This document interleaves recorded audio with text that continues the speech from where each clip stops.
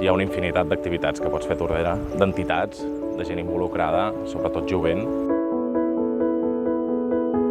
Jo estic als Diables, ara estem creant la colla petita, que suposo que serà un pas pel dia de demà, doncs aquests petits diables seran els futurs diables de Tordera.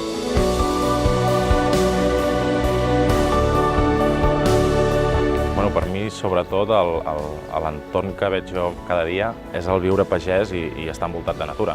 La zona més rural de Tordera, que per mi és allà on visc i és on hi trobo més interès i és on més ho hem de protegir. Tampoc és el mateix poble, evidentment, que fa 20 anys enrere, però tot i així segueix sent un poble relativament tranquil. La gent, estem tots molt ben avinguts.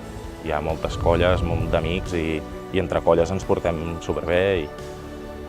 És un poble relativament maco per viure-hi. A mi m'agrada molt. No canviaria Tordera per cap altra.